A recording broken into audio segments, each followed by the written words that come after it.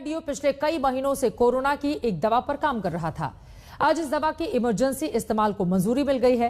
इस दवा के क्लिनिकल परीक्षण में सामने आया है कि यह दवा मरीजों को तेजी से ठीक करने में मददगार है। इसके अलावा इस दवा से मरीज की ऑक्सीजन पर निर्भरता भी कम होती है, यानी एक पंथ दो काज। इस दवा के बारे में पूरे देश को विस्तार से जानकारी देने के लिए डीआरडीओ के वैज्ञानिक अनंत नारायण भट्ट हमारे साथ लाइव जुड़ेंगे। लेकिन सबसे पहले ये रिपोर्ट देखिए जिसमें डीआरडीओ की दवा और आईटीबीपी के अनलिमिटेड ऑक्सीजन प्लांट वाला इनोवेशन है।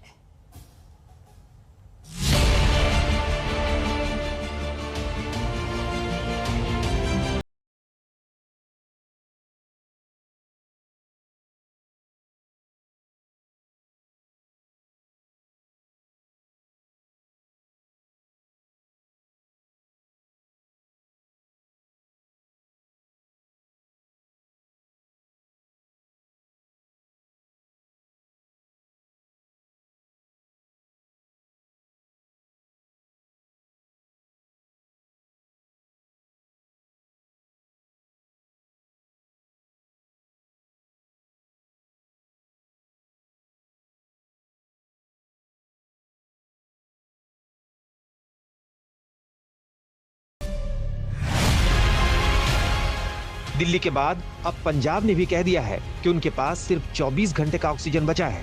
पूरे देश में शायद ही कोई ऐसा इलाका हो जहां ऑक्सीजन की मांग ना बढ़ी हो। डॉक्टरों और एक्सपर्ट्स की माने तो ऑक्सीजन की कमी की वजह से मरीजों की मौत हो रही है।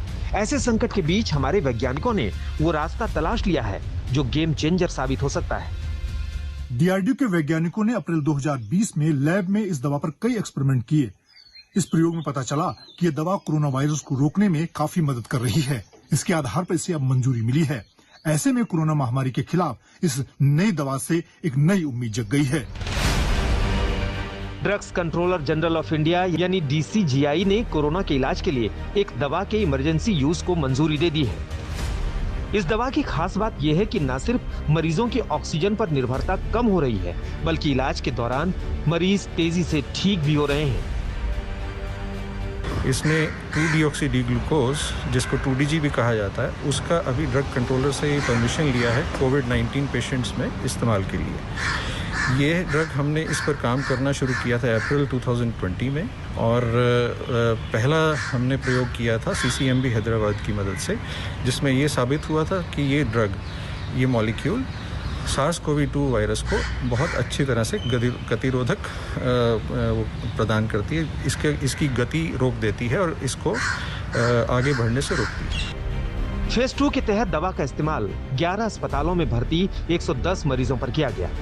ये ट्रायल पिछले साल मई से अक्टूबर के बीच किया गया था। नतीजा ये निकला कि बाकी मरीजों के मुकाबले दवा लेने वाले मरीज ज्यादा ठीक हुए। इसी दवा पर दिसंबर 2020 से मार्च 2021 के बीच देश भर के 27 अस्पतालों में फेज 3 के ट्रायल्स हुए। इस बार 220 मरीजों को दवा दी गई। नतीजा ये निकला कि 42% मरीजों की ऑक्सीजन की निर्भरता तीसरे दिन ही खत्म हो गई, लेकिन जिन्हें दवा नहीं दी गई उनमें से 31% मरीजों की ही ऑक्सीजन पर निर्भरता खत्म हुई। दवा की खास बात यह है कि यह वायरस से संक्रमित कोशिकाओं की पहचान करती है। उसके रिजल्ट्स ये बताते हैं कि पेशेंट्स में जो ऑक्सीजन डिपेंडेंस है उसको भी कम करने में ये दवा काम कर रही है, स्टैंडर्ड केयर के अलावा भी। स्टैंडर्ड केयर के साथ इसका प्रयोग करने से भी इसका बहुत फ़ायदा हो रहा है पेशेंट्स को एडिशनल। सो इसके बेस पर हम ये दवा आगे कोविड-19 पेशेंट्स के लिए अब इमरजेंसी यूज़ का अप्रूवल हमें मिला है ड्रग कंट्रोलर से। ये नई दवा ऐसे वक्त में बहुत कारगर साबित हो सकती है जब देश भर में कोरोना मरीजों की संख्या लगातार बढ़ रही है और मरीजों को ऑक्सीजन की जरूरत पड़ रही है। दावा किया जा रहा है कि इस दवा की वजह से मरीजों को ज्यादा दिन तक अस्पताल में रुकने की जरूरत नहीं होगी। इस दवा का इस्तेमाल बेहद आसान है। ये दवा पाउडर के रूप में आती है जिसे पानी में घोल कर लिया जाता है। इस दवा को डीआरडीओ के institute of nuclear medicine and allied sciences और Hyderabad centre for cellular and molecular biology ने मिलकर तैयार किया है। इस दवा को अभी 2-डीऑक्सी-डी-ग्लूकोज यानी 2DG नाम दिया गया है और इसकी मैन्युफैक्चरिंग की जिम्मेदारी हैदराबाद स्थित डॉक्टर रेड्डी लैबोरेटरीज को दी गई है। एक तरफ ऑक्सीजन की जरूरत कम करने वाली दवा सामने आ गई है, वहीं दूसरी तरफ आईटीबीपी के रेफरल अस्पताल में इटली के सहयोग से स्थापित ऑक्सीजन प्लांट चालू हो गया है। प्राकृतिक ऑक्सीजन से ही ऑक्सीजन उत्पादन और आपूर्ति करने में सक्षम इस संयंत्र से एक समय में 100 मरीजों को हाई स्पीड ऑक्सीजन मुहैया करवाई जा सकती है। ये प्लांट सिर्फ 48 घंटे में स्थापित किया गया है। ये 1000 लीटर पर मिनट के हिसाब से ये ऑक्सीजन जनरेशन प्लांट जो है वो ऑक्सीजन जनरेट करता है। ये आप समझ लीजिए कि अगर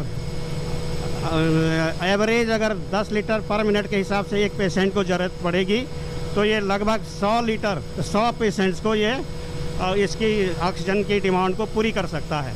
इटली के सहयोग से आईटीबीपी ने जो इनका रेफरल हॉस्पिटल है इस तरीके का ऑक्सीजन प्लांट लगाया है। ये प्लांट लगभग 100 बेड जो है यहाँ पर उनको ऑक्सीजन देगा और इस तरीके की जो समस्या यहाँ पर रेफरल हॉस्पिटल में थी उसको दूर करने का पूरा प्रयास यहाँ पर किया जा रहा है।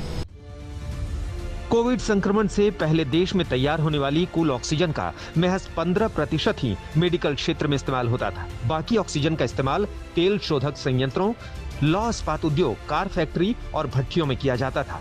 लेकिन अचानक दूसरी लहर में कोरोना संक्रमण के मामले तेजी से फैले और नतीजा ये हुआ कि ऑक्सीजन की डिमांड और सप्लाई का पूरा संतुलन चौपट हो गया। सरकारों का सारा आकलन ताश के पत्ते की तरह ढेर हो गया। हालांकि अच्छी बात यह है कि डीआरडीओ की इस दवा से मरीजों की ऑक्सीजन की जरूरत कम होगी। कोविड से लड़ाई में ये एक अहम मोड़ साबित हो सकता है। दिल्ली से मंजीत नेगी के साथ जितेंद्र बहादुर सिंह, आज तक।